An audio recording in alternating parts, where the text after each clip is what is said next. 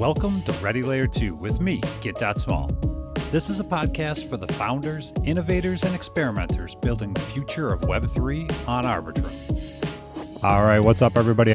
Small here for the Ready Layer 2 podcast. I am joined by Rick CrossChain from ggQuest. Welcome to the show, sir. Hey, thanks for having me. Man, All what an right. intro. I love the vibe. Yeah, we try to keep it real around here, right?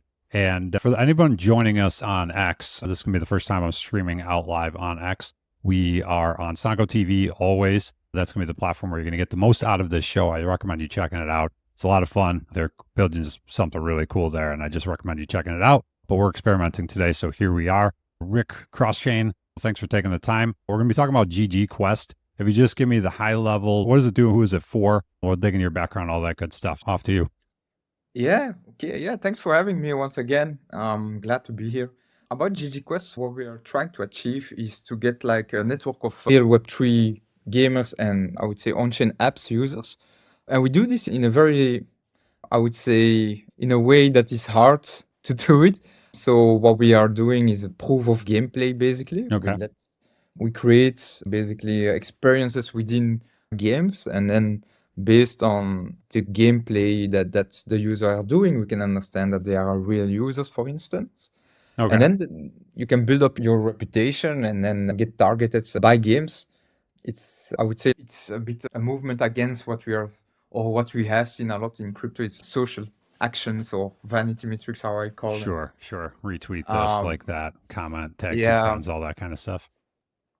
We're really trying to make a cool experience for the user to discover these games, to play them, and to have a reputation network that makes sense. Back in the days when you had Degen score in DeFi summer, you knew like when you were trading against one of the top 100 Degen score users, those guys, they knew what they were doing. I want to reproduce that, but on a broader scale, let everyone that is a fan of gaming and I would say social apps, Gamify stuff, have their own passport and reputation, and they can then get access to cool experiences based on their actions. Yeah, right on. So yeah, basically it's like a big tool set and environment to support both the game builders and the people trying to attract an audience and engage with an audience, but also to serve the game players. Two-sided audience there, is that right? Yeah. I see it as a protocol, and then what would be a protocol? It's like a living organism on the blockchain where people can tap into and use our primitives. So we'll have like different on-chain primitives. Like one of them is named after the company Quest, and then another of them will be our on-chain guilds, for instance. And I want people to be able to tap into these primitives and use them how they are seeing it fit, to help them with user acquisition and get those tools to create a real network of users. All right, very cool. So that's what we're going to get into. We're going to dig into all of that, right? Like where'd this idea come from? How are you doing it? How are you building it? Where are you guys at? Where are you going? Hurdles, all that good stuff. Just for a little bit more context for the viewers and listeners later on, just tell us about your background. What came first? Was it crypto or gaming? And what's the interest there? And when did you bring them together? Yeah, well, the interest in gaming came at a young age. Sure. I think when I was 6 years old, I was already playing Age of Empires 2 on a Pentium 2 computer. Yeah, it was lovely. I played so many times. Even one night, there was like a house on fire, like in the neighborhoods, and my mother was out for 5 minutes to get something at the night shop. And I didn't hear anything. Like the house was taken completely. Building your empire. Yeah, I was consumed into the game, like already locked into gaming. And then my whole youth continued to compete, play until I became a professional in Counter-Strike Source. And then I participated in all kinds of tournaments, LAN parties, won several, was part of Team Belgium as well. And then so it was a big part of your life then. Yeah, it's been a big part. Like from my 6 to my 25 or something, I've been playing hardcore video games. Yeah, when does crypto come into the picture? It came in 2019, actually, after I quitted my job at Sony. My big brother was in it already for a few years before that. And I was always looking with him at some crypto videos on YouTube while I was like with him in the living space. And it's a real mean like that. So I was watching Ivan on Tech and all these guys. And then started to learn more about crypto. So started to study a bit what it really is and what the ethos was. And I think I got attracted by two things. It's mainly about, I would say the ethos are anti-government, privacy. That attracted me at start, and then learning more about what decentralization can offer and building permissionless, learning more about open source, DAOs. And also at that time was also the incentive part was also attracting me and understanding if I could somehow make a living out of crypto. So that was like a dream at that moment when I was like, Right. when I quitted my job, I didn't know what I wanted to do. So I was looking for different stuff and yeah, Okay. took the step into crypto. Gotcha. All right. So you're in crypto. You've been gaming for years and years. And at what point did you start to see that there was a way to bring these together and start to contribute in that space? Yeah. When I started in crypto, I had this venture DAO named Honey DAO. And basically I still have the ethos that I apply in ggQuest that I had when I was running this DAO, which was basically give the ability to power users to be rewarded in a fair way. And so with the venture DAO, what we wanted to do back then, it was like a syndicate of 100 guys that were power users of all these DeFi protocols back in the days. And we wanted to give them access to these deals that were behind closed doors, basically, and were like, I would say, power users of these protocols didn't have access to. And I found that unfair. And I think like today, we are seeing all kind of unfairness in crypto gaming as well. And that's when I understood, when gaming was picking up basically in 2020, 2021, we went full on that. Because as a gamer, I understand, and as a crypto digital, I understand that there were like a serious flaws in the industry, especially on user acquisition side. Tell me more about the unfairness that you were looking at in the gaming space. What do you mean by that? Yeah, so basically, I'm building products that would have helped against people like me back in the days. I was like Sibyl attacking all these NFT Okay. memes. Got it. And like it's fine in DeFi where it's a money game, but in gaming there is a fun aspect to it. So if you have now a game where you have, let's say, a financial aspect, also a fun aspect, and where the financial aspect take everything over, then it's not fun and you cannot build out your player base. And it's not fair for the users as well, because they are just competing for any rewards against bots, against people Sure. running Sibyl farms.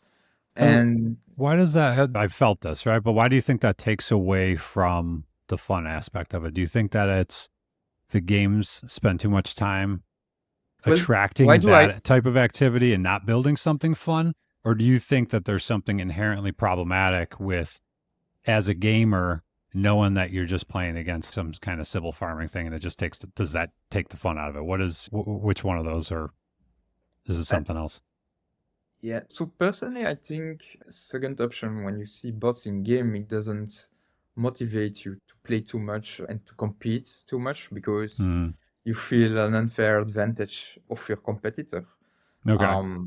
In a point where I was playing World of Warcraft back in the days, and we were going to hunt the gold farmers, the Chinese gold farmers, like at 3 a.m. in the night, because we knew they were like botting and stuff like that.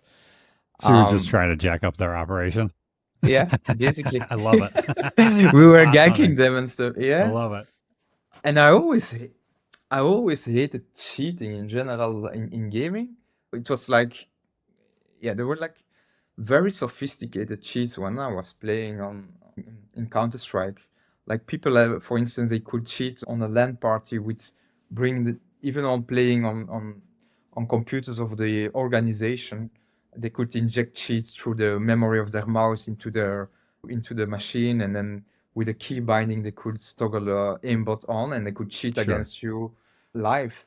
So I was like, okay, we need some kind of reputation system in Web3, because if people already are cheating, back in the days I was competing for peanuts, for creative Red Bulls. It was not like today. Like the prize pools were very, very Yeah, there's you can definitely make some money small. if you on some of this stuff Yeah, right now. Yeah, no doubt. exactly.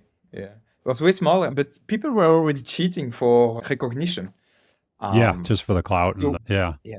So I was understanding if people are already cheating for cloud, imagine you put money on top of it. It will be Yep. a cheater fest. And so I was trying to find solutions, like how can we minimize this thing? And the only option I've seen, we have been like, yeah, thinking about all kind of stuffs and anti-cheats and pulling data from that and stuff. But I think building up like a reputation protocol that is based on gameplay can be a part of solution to understand whether or not the player base is real users, because we can integrate live ops and we can build the reputation in a way that is very difficult to be bottable.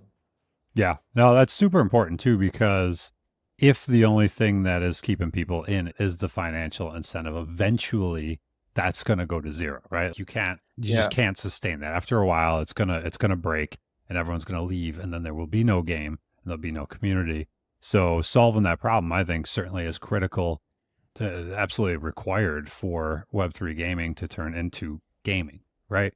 And not to have that Web3 in front of it anymore. You have to have communities that are there because they're having fun, and then they're also getting some benefits in there that adds to, it has to be additive. It can't be the only thing. So I'm on board with the mission for sure. Now, so were you playing, did you start playing Web3 games yourself prior to working on ggQuest, or was it more of an observation? Yeah, you were. Which ones did you get into first? I think what I was playing, Grabada, Crypto Raiders, tried some Maxi as well, of course. Okay.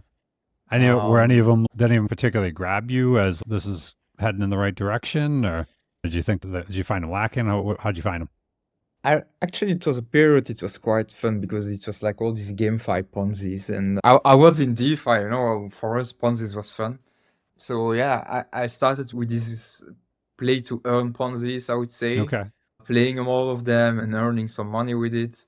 My co-founder did really well with Crypto Raiders, for instance. And he was playing crypto games since 2018 or something, like with CryptoKitties.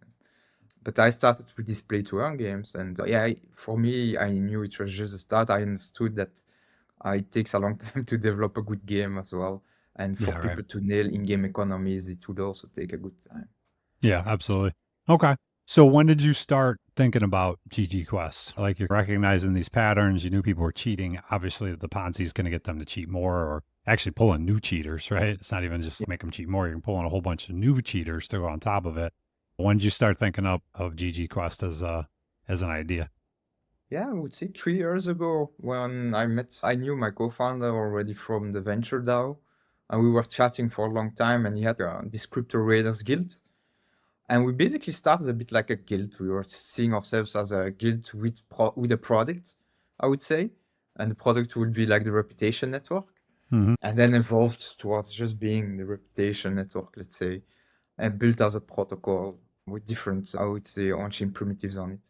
Yeah. And so idea starts up, and like, what do you do? Thinking again, like this show, what I really want to get from you and what I want to help the audience with is, if you have that idea in your head, no idea how to start turning that into something, what do you do? So like, when you start having that idea, when were you right away, I'm going to build this thing? Or were you like, this is a cool idea, if somebody would build it? What was like, when it came up, how did you feel? Yeah, it was just finding, I would say, the right person to work with. So my co-founder, and that gave me energy to push it forward. And how it started, basically just like, I would say, months of brainstorming, ideation. And then at some point, it will never be final. And an idea is just an idea, I understand now today. Yep. So in the end, it doesn't matter. So what we did is basically we went to a hackathon because we had no one, we had just me and my co-founder. So I went to a hackathon at ETC in 2022. And I looked for developers on Discord over there, and I formed a team. We took the first place in the player creation track or gaming track. Oh, okay. And that's how it started, I would say. Yeah. That's a great way to do it. And I think out of 30 some episodes that I've done here so far, you're the first one that's taken that track. But I've seen that in other industries. I've seen people have great success with that, and like businesses form out of those, like startup weekends or hackathons. And where basically it's, I don't know how the ETCC one is, but what I've experienced at, say, Startup Weekend is everyone shows up. Some people have ideas. They pitch the idea. Other people are like, I like that idea. I'll be on your Yeah. team. And then they spend the weekend building something. What is that kind of how ETCC's hackathon went, or describe it for us? Yeah, it's a similar concept, but basically you have like weeks in advance to understand who you're gonna work with. Oh, So okay. Neat. I was like, you have common Discord, I would say, with all people that are participating. Some have already a project, other are like lonely developers that don't have one, and then you can just chat with all of them. I went through a lot of them and try to find people that would be aligned with our greater vision and, or let's say, building after a hackathon with us together. Mm-hmm. And so try to find the right persons, I would say, and then started. Okay. Yeah, that's a really And then you interesting build a tool. I'm team, and then glad. you just start. Yeah, I'm glad this is coming up because it's something that I have not covered at all on the show. And it's a really powerful tool because what you end up with is you have devs that are showing up that say, I want to build something, but I don't know what, kind of. Like I have a skill set and I want to apply it, but I don't know exactly to what. And then they have people like you coming up and saying, I have this idea that I want to execute on and I need a team. Yeah. So you're already aligned with people who want to build and are coming into it with the mindset of, I'm not here to get paid. I'm here to build cool shit and do something, hopefully do something neat. And you bring that together and sometimes something really cool can come out of it. That I've never participated in one where you have that lead up time. That's pretty neat. So you guys get set up on the Discord. How hard was it to pitch your idea, if you will, in that setting? Was there a lot of competition of ideas trying to get the devs? Like how hard was it for you to get people on board? I would say it was a difficult process because now that I recall, I did 3 hackathons in 1 week. Oh, so dude, you had to be shot at the end of that. That's a lot. Yeah, I was so emotional as well because I won the track, and yeah, it was a great feeling. It was also the last hackathon where we had the most success. It was like a nice finish strong closure, a finisher of the whole week. It was like really tough, actually. Imagine. Yeah, I started at the Solana hackathon where I was trying to pitch some people, some developers. They didn't really got it, or I was maybe not great back then at explaining what I was doing. It's like most probably that. And then I went to a Starknet hackathon after the Solana one. Oh, okay. It was pretty intense because like their programming language was really complicated back then. Okay. Now, are these in person or are these all virtual? All in person during the ETC Paris week. Yeah. Okay. And that went okay, I would say, because we somewhat had a product and we had the idea. And then I took 2 developers of the Starknet hackathon, and they were with me for the final hackathon plus another one. Oh, nice. And so I basically, in a week, I already formed like a team by going through all these hackathons. Yeah, that's so cool. Like I want to go do that now. Like what you just described sounds amazing to me. To go back to back, like that sounds like a really killer week. I recommend every founder, if you want to start a startup, just go to hackathons with your idea, because your idea will change anyways. Yep. No, what you said too, like from going from 1 to 2 to 3, you got better.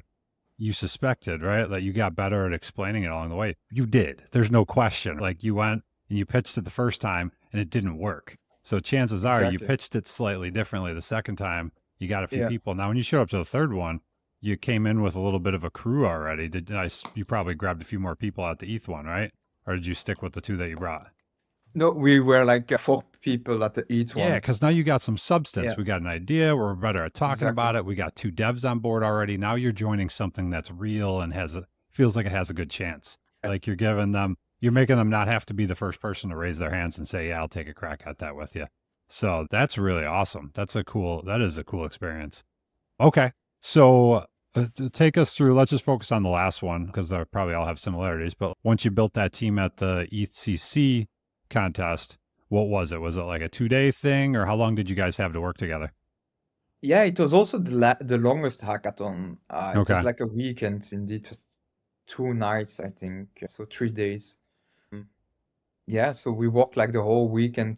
The guys, they were like working so hard. Like some of them worked until 3, 4 in the morning and then woke up at 6 again. Yeah, it Yeah. was very, yeah. I still have a picture of us winning the hackathon. It's there in my room. Yeah, Even though that'd be a most good of these moment. developers are not working anymore with us, like it's still a Oh, good okay. memory. Yeah, Yeah. no, that's awesome. That's a fantastic way to start. I love it. So when you come out of there, so you won the track, you got your high, you're probably exhausted, but it feels good. What did you do? What did you walk out of there with? Did you have a use case solved, or like what did you guys specifically build while you were there? We had a very basic MVP, I would say, which was basically just tracking some actions from, I don't even remember. I don't even remember Yeah, what we were it exactly all blends tracking, but it together was, after a while. yeah, Okay. it was just like a very basic MVP, but we had a good story and Yeah. What did you the do with MVP it was then? cool. Yeah. We What did you did, do from there? yeah, we continued building and recruiting. So yeah, me and my co-founder days, we continued with the guys that were at the hackathon. Hmm. They were willing to work with us on it for a good while. Slowly but surely, like people are finding other ways. We didn't have a lot of budget back then as well. But what we did is then understood that our vision and our idea was correct, that people liked the idea, that people wanted to use the idea, and there was like demand from the market as well. Yeah, just people really liked the idea, I would say, that we had back then. And Okay. we were And like, this okay, is, we're we're still in like all, that 2022. What are we at? Early in 23 now, you think? yeah, it was August 2022, and then Okay. and I would say we have bootstrapped the company for 1 year and a half or something. Yeah. Yeah. Okay. And then, so you're at this point, you've got some interest from the market. How are you getting that? How are you reaching out to, are you talking to games? Are you talking to other founders? Are you talking to players? How are you validating this thing and putting it in front of people? Yeah, so we did a lot of talks with like smart game developers, I would say, and that gave us like the push to continue. Like it was, yeah, very much needed from the game developers. And we as DJs and like also other power users understood the concept as well, and where we really received huge validation there as well. Yep. From all the interviews that we did, we talked with a lot of people like day in, day out, as we had the chance to had amassed like a serious network of people in all kind of verticals within Web3. And so, yeah, we just went talking with all of them. And I would say it was tough. So the hype dies down. Okay, you had the hackathon and you won and people reach out. And then the hype goes down and then you are there. You have to build the solution. So you talk with people, but and then it's always, yeah, and do you have something to show? Stuff like that. So we then, yeah, continue to build, I would say, until we had something to show in the market, and then we did campaigns with the product that we had built. Nice. So how long did it take you from this point now? Where you started having these conversations, you got validated, now you had to go turn it into something. How long were you heads down building to the point where you had something to show? Yeah, it took a long time, I would say, because like we were also first time founders in Web3 and we didn't have access, I would say, to people that wanted to work with us at a normal rate, I would say. So it took Yep. a long time to find, I would say, the right people within the team. Yeah. And that's all about it. Like team building at first is so important, and that took a year or something to find the right elements and continue building in general. Maybe rebuild. So at start, yeah, we had this MVP and then we had to rebuild it because it Sure. wasn't built out properly. So we had to throw away like 6 months of work and then restart. And Okay. So you're working through that. Yeah, no, that's typical story, man. Especially, obviously, the hackathon thing ends up being mostly throwaway because that's like you're whipping that yeah, together on no sleep, like you described. And then, yeah, not terribly uncommon to get down the road on your architecture and find out like, oh shoot, we painted ourselves into a corner here, and now we got to rethink this. So yeah, definitely a typical story. So you guys are banging on that for 6 months to a year. Now you're on, we'll call it V2, if you will, or beta 2. yeah. At what point did you have something that you felt this is worth taking back to a game, and this is worth going back and trying to pitch a game and getting on here? How did that start to happen, or when did that start to happen? We basically didn't do that. What we did is we Okay. built permissionlessly on top of a game. Oh, nice. I like Because that. yeah, so we were like understanding that Pirate Nation will be like a huge success, even before they announced like their funding round with Okay. A16Z and stuff. And but we were like a small group of individuals who were not connected with them, so we couldn't really reach out, or it was like a bit weird, the Sure. communication. So we were like, yeah, fuck it, let's just build something on top of Love it. them and see what happens. So we built Yeah. like a whole. So we were already playing the game. We were understanding how the game was working, and what things we could build that would help them as well. And so what we did is we built like a quest campaign, which is basically an onboarding tutorial.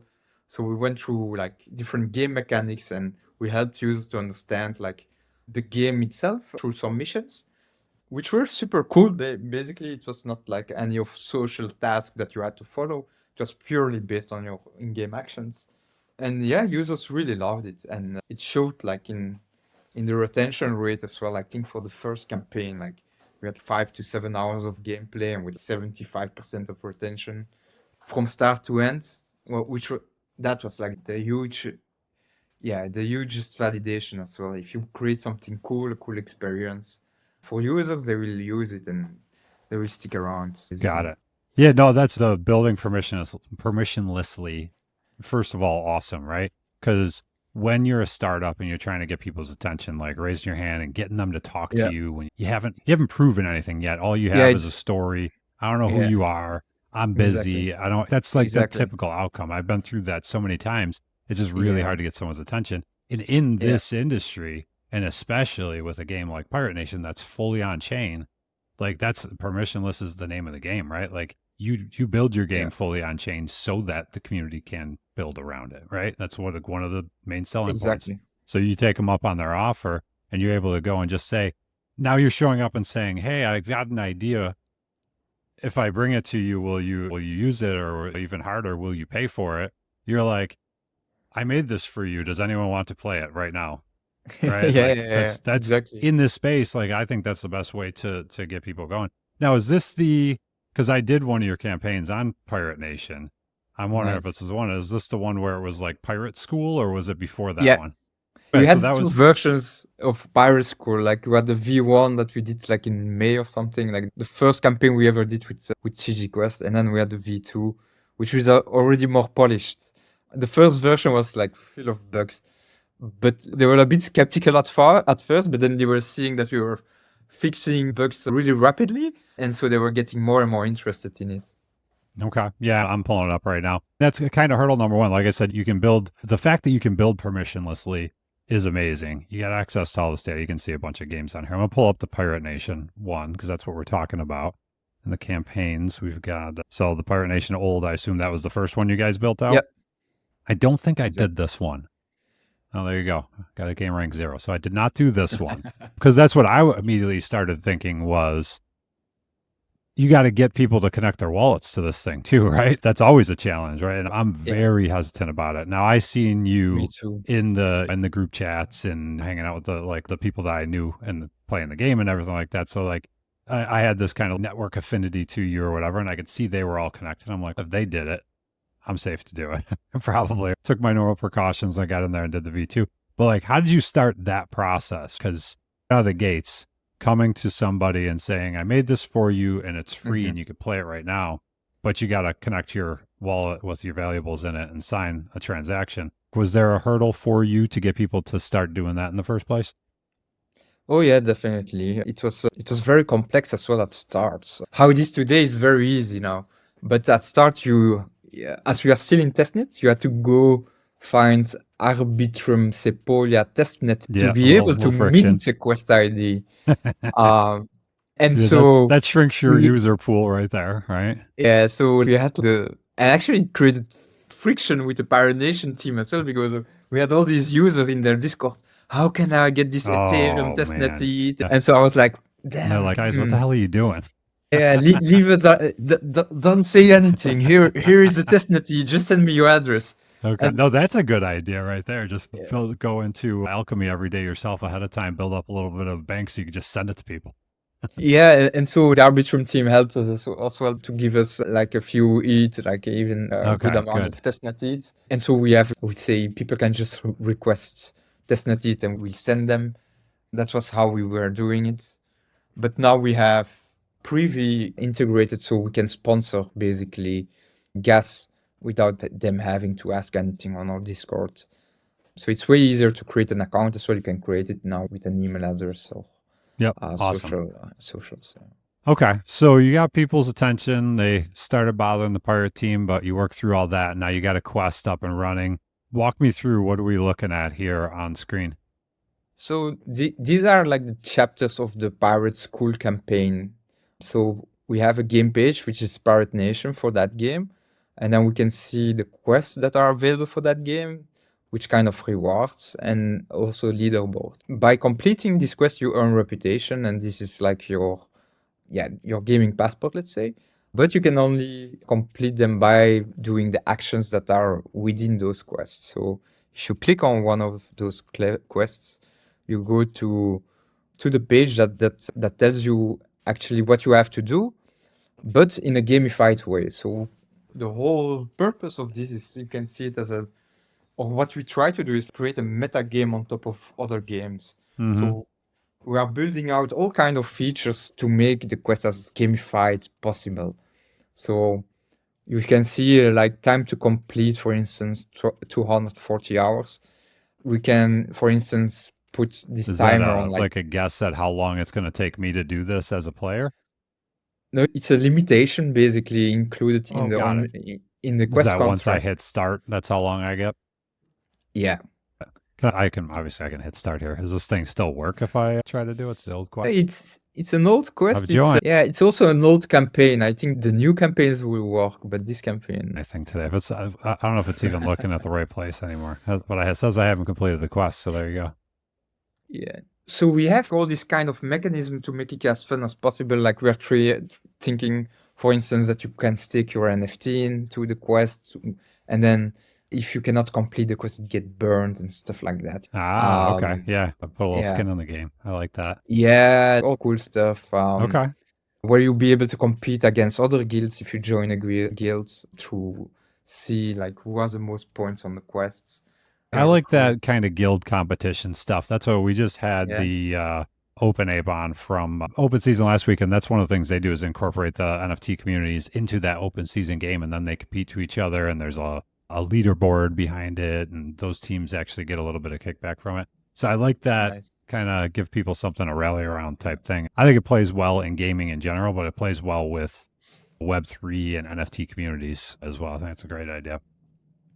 Yeah, my idea of guilds is basically also a product feature that I wanted to create because I needed it as a user. When I started crypto, it was motivated also by finance. And so I was trying to find like good opportunities in crypto and trying to connect with people that have the same, I would say, drive to find these opportunities. And it was really hard to find this core group of people that have the same interest. And so I got scammed a lot at start, like sending some ETH right and left to get a pre-sale to actual Okay. scammers. Yeah. Because it's so hard to find a group of people that are doing the same things as you're on your level. Yep. And so what I see with guilds is that you can recruit based on your reputation. So you can understand, okay, these guys actually they are good in this game and they're making also good moves. Let me get them in my guilds. We actually have like already on-chain guilds outside of ggQuest that are using our leaderboard to recruit members towards their guilds. So gotcha. yeah, So this becomes like a tool for that purpose as well, and then you can build on it. That's awesome. All right, so you get this kind of, you go permissionless, you build this Pirate Nation old one. Then, like I said, you're working through some friction. You figure out how to get people onboarded and not piss off the Pirate Nation team because obviously you want them to appreciate what you're doing and want you around. So, like, what were you doing with them at that point? Like, they helped you out with some ETH. Were you guys starting to collaborate a little bit at that point? And how does that lead to V2? Was V2, did it involve them more, or did it continue to just be permissionless? Yeah, I would say it's continued to be permissionless, but we had very good contact with them. I met their CTO at DevConnect in Istanbul. Okay. And we had a really good time there. I was also on a panel with them over there. And so the vibe was going, I would say. But then, yeah, we did another campaign for Redstone. Because they were launching, like Redstone is this L2 on Optimism, I would say. And the company behind it is Lattice. And they have created this tool called MUD to help developers to put off-chain game on-chain. So it's this framework. And we really wanted to build something with them. They had proposed us like a few weeks in advance of the launch of the mainnet, hey guys, we are doing this. Do you want to come and be part of the launch campaign? Okay. And so we went all hands on deck and trying to pull out something, which was successful in the end, but it was like really crazy in terms of timing. Yeah. But now this is inbound. They came to you and asked. That's a different setup. Did they come to you because of what they saw from the Pirate Nation stuff, or how did they find out about you? So how I got in contact with them, I'm not sure who introduced me anymore. But basically, we were trying to get closer to them because they were building all these on-chain games, and we were very passionate about it. And so, I was able to get on a call with them, and then I give them a demo of what we did with Pirate Nation, and they were like, okay, we should do something together for a launch campaign. And that's basically how it came along. So that's outstanding. So for the viewers, right, like people thinking through this, that's the key right there, right? Like finding the thing that you can do permissionlessly, doing a good job of it. Now you have something to show, right? So conversation 2, not that it was 2, it was probably conversation 2000. But in this context, conversation number 2, you're like, look, we did this thing and here's actual real users connecting their wallets and doing stuff. Now you've got a thing. It's real, right? It's not an idea anymore. It's not an empty platform. So like finding that way to turn your thing into that is key. And obviously in this case, building permissionlessly worked out. And that often like in this space probably could, right? That's the specific thing I would say to be looking for. So now these guys, they're on Optimism. Pirate Nation was on, were they on Nova at the time when you started, or were they doing? Yeah. Okay, so they're on Nova. They're part of the Arbitrum ecosystem already. You're on Arbitrum Sequoia, so it all makes sense. How did that play out for the team from Optimism? Did that matter? Or well, I don't. If it did, how? I think the timing of the launch of it was all a lot of things last minute if you are like behind the scenes and you understand how it gets launched. But I appreciate also that they did it in this way with a very tight timeline so that it forced the teams to push and to ship. But I think in the fire of the chaos, it didn't matter a lot. It's not even like a thing that we were thinking of too much, I would say. So we just built this, and then at the end, players had to mint on Arbitrum Sequoia with Testnet. Okay. So there was like some conversation about it, but it is what it is, and we had built it anyway. Yeah. So obviously the team was willing to accept that. Like I'm sure that's not like the ideal case, but they were obviously willing to accept that. They were they were understandable because we had to work a lot on this to make it happen like in a few weeks. Sure. Okay. We had to build indexes and stuff like that. It was crazy. So yeah. Okay. So what did you do to kind of lessen the friction for the players then so that people would actually go and do that step? Was it similar to what you did with Pirates where you just make some of the ETH available to them, or walk me through that? What'd you do? Yeah, we didn't have much tools at our disposal. We had a Telegram bot, and I could add addresses manually. So if anyone was DMing me, and that would drop like a testnet ETH into their wallets. So we asked for their wallets and nice. Yeah, so it was like first baby steps, also putting out a wiki and all these things and like trying to inform people really and make it as easy as possible for them. Nice. Yeah, that's what it's all about, right? Like when you're trying to get people to do stuff, you just got to remove as much of that friction as possible. Yeah. And like you said, baby steps. You can't and fix it all at once, so don't even try to, don't even think about doing it. But what's the next thing, right? Like what's the next thing you can make a little bit easier? What's the next friction you can smooth out? And just keep taking those bites and being available. Like now, giving people the ability to just hit that TG bot and get their testnet ETH back quickly is super important too, because if it was like, yeah, if you want to do it, send me a request, and then when I get back from lunch, I'll manually send it to you. Like, they're often doing something else now, and they might never come back because that's attention spans, right? If I want to do it now, you better let me do it now, or you might lose me. So I think those little things like that are very smart and very important too for people to be thinking about if they're building. Okay.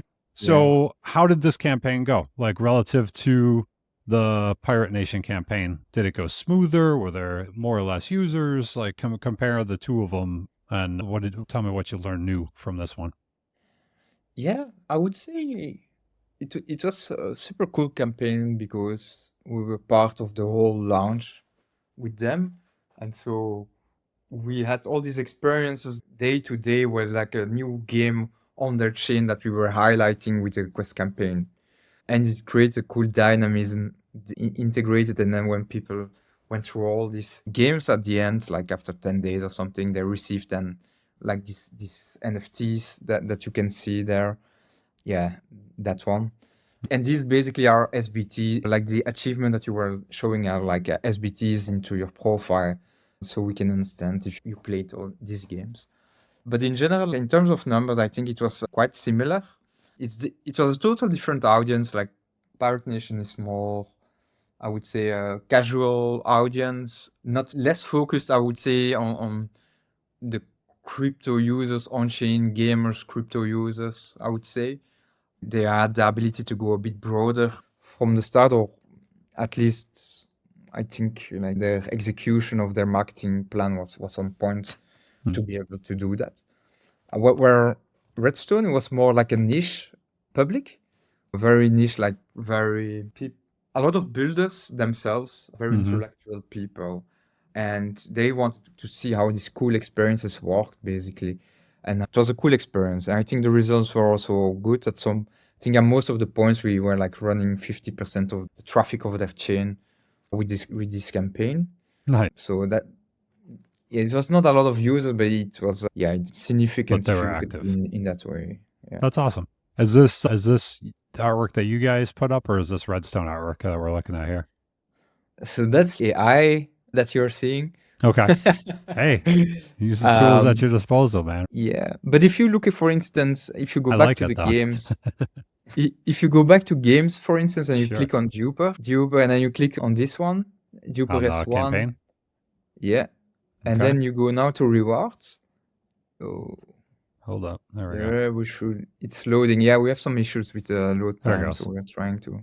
So these are like all customized NFTs, I would say, that we created from our in-house artists that are doing a creative job from Brazil. They look great. I love the depth of it when it spins. You can see how that ninja star set back a little bit. So cool. And those lore cards, we call them lore cards, have a special meaning in our ecosystem. So we are giving them out like only slowly but surely for people completing campaigns that we think are important. Gotcha. Okay, very cool. And now at this point, it's just you're just collecting them, right? Like they exist, and I play the game, so I want them, right? And do they have some utility beyond that kind of just earning them? Yeah. So we had some utility for the Pirate Nation ones. For instance, when you finish the Pirate School, you received also a cool lore card, and it gave you access to our tokenized guild that we had created for our community. We called it the Golden Company. And so basically it was a Pirate Nation guild of power users that completed all actions in these quests. And so they got access. Is that what I have here? Yeah, exactly. Okay.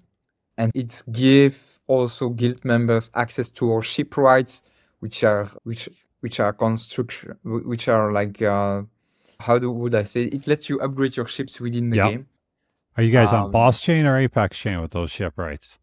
I was dying for a Boss Chain ship a week ago. Yeah, you should ask in the Golden Company Telegram Discord channel. I'm gonna have to get in there because we are giving rebates basically to members there. Gotcha. Okay, that's pretty cool. I like that. Yeah.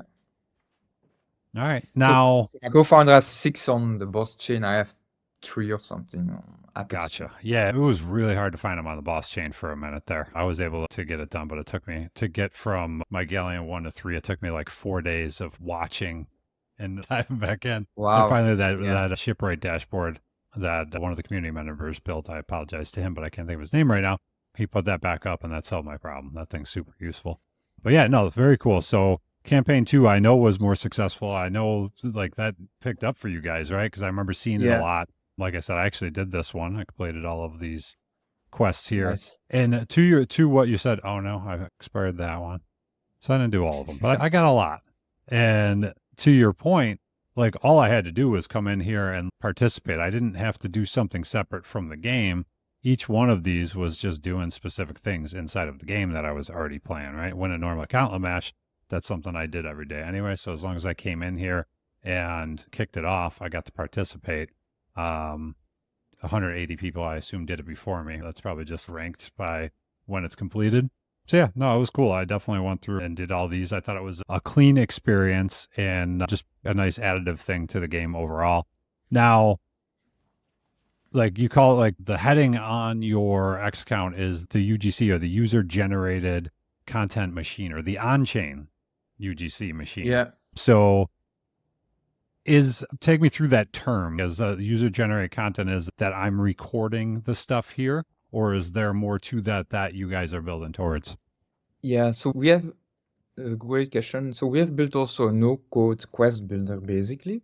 So it lets basically in the future anyone create their own quests.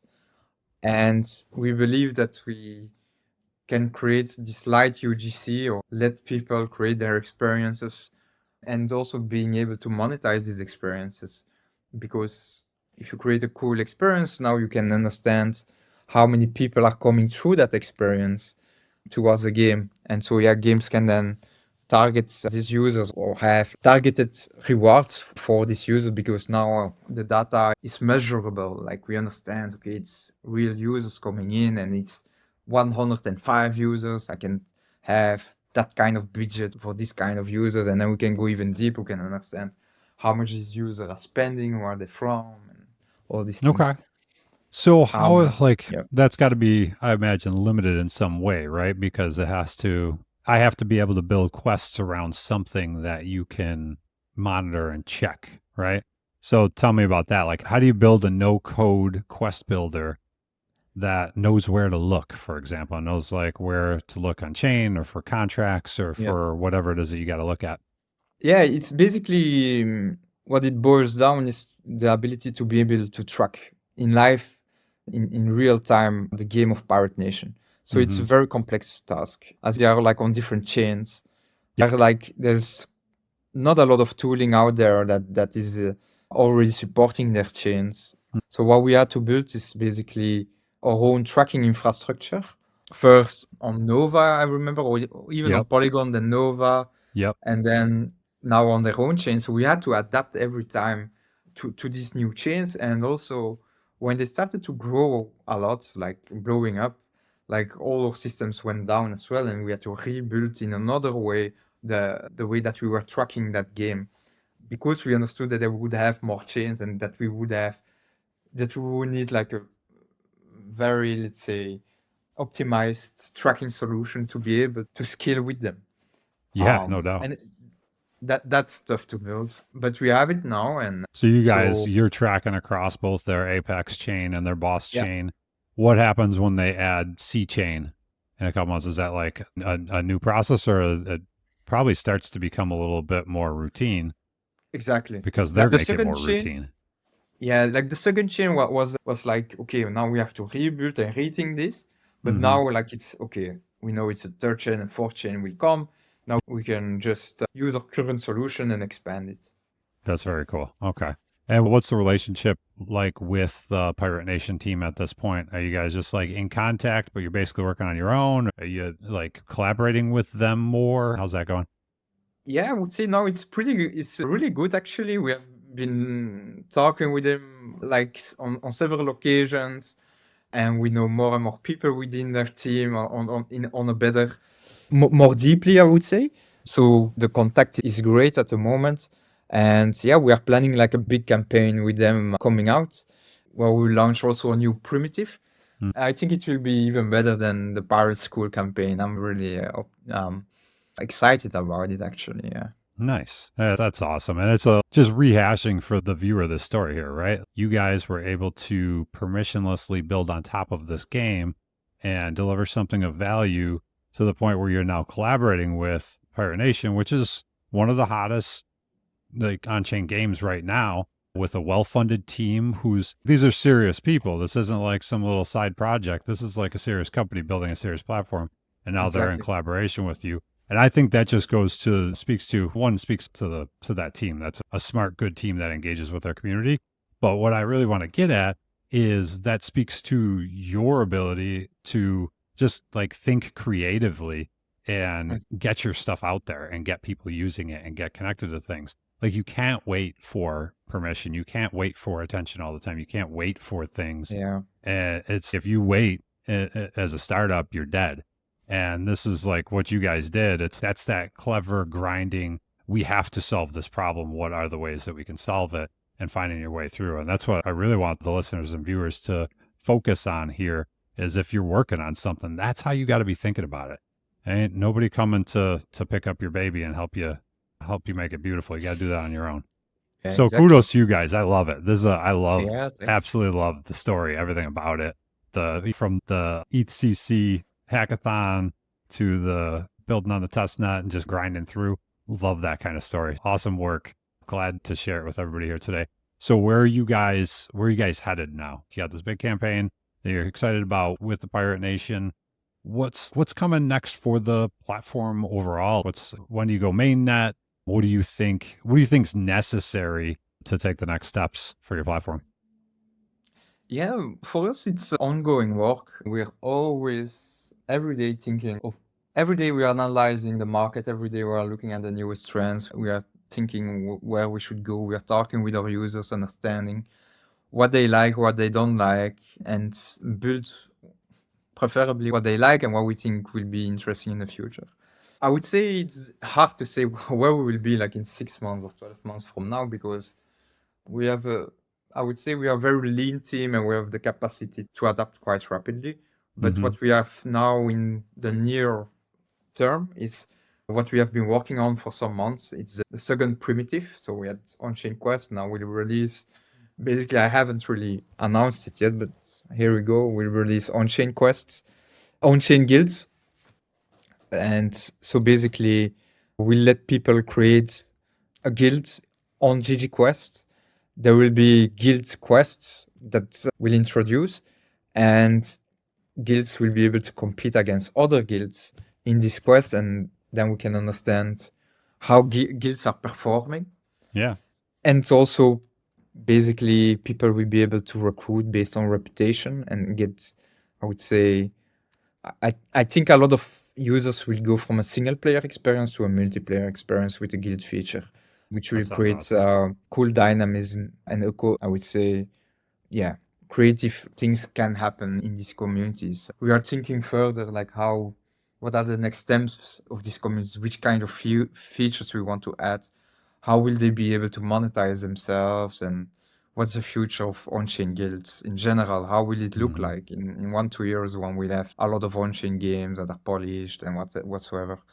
A lot of thinking work, and like the base is set and like the V1, and then we'll build on top of it based on feedback, I would say, of the users. Love it.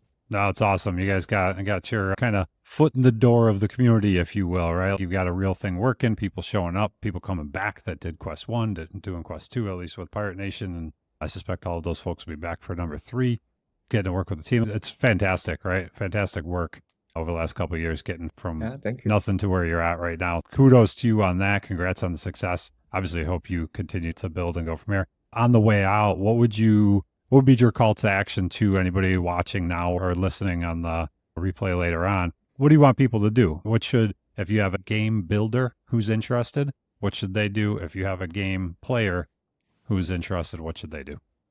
I would say for the player, yeah, just come and hang around with us, Discord, and just keep an eye out for next campaign, I would say. You can already try. There are some very cool quests, like for instance with biomes and stuff. You can already try the experience. see how it goes. And my vision is to create like a worthy reputation protocol that has value for the users, really. So I would say if you want to be part of that, part of a network of real users in crypto, you can join, and you can test out the new campaigns that we launch also with Pirate Nation, which will be very interesting. So Very cool. And it's a good list of games to try too, right? If you go in there's a bunch of games in there that I haven't tried. Like if you want to get involved with those, it's just a good way to go experiment and try out some new stuff. Okay, very cool. How about a game founder team who's listening? It was like, I would like to get involved here and put a quest on here. What's that like? Yeah, let's have a chat, I would say. So you can reach out and I can show you, we can do a demo for a no-code quest builder, and we can figure out like what kind of, I would say, campaign you would like to have within your game and how we can work together to make it a success. Awesome. Yeah. Love it. Okay. And what's the best way? You said Discord to get in touch with you, or X? Where can people find you and get in touch easiest? Yeah, so it's Rick CrossChain in one word, everywhere, on Twitter, on Telegram. So you can just reach out. And yeah, I always read my DMs. So awesome. Feel free to send me something if you want. All right, very good. I want to let you get rolling here. I know we're a little bit over time. I appreciate you letting me yap a bit longer. But I want to say what's up to everybody in the Sanko chat here. Thanks for the boosts. I love you guys. Thanks for showing up. But no, this is an awesome story, dude. You hit on so many good things that anybody who's trying to launch something is going to go through, and shared some really actionable ideas, if you will, about what to do at each of those steps, man. I love the idea of taking advantage of hackathons. Love the idea for looking for that permissionless thing that you can contribute to and add value to, and just kind of just grinding it out. Awesome startup story. Definitely pulling for you guys. If there's anything we can do for you here on the show going forward, just let me know. I'm here for you. I'm a fan and I wish you the best. So thanks again for coming. You're welcome. Thank you. All right. And I'll tell you watching, this will be cleaned up and posted on YouTube and all the audio channels as well in the next week or two. And we'll be back probably in the next week or two with another live episode here on Sanko TV. All right. We'll see you next time, everybody. Thank you. Thank you for listening to Ready Layer 2. If you're an Arbitrum builder with a story to share, then hit me up on Twitter at Gitsmall, GITSMOL. Learn more at gitsmall.com.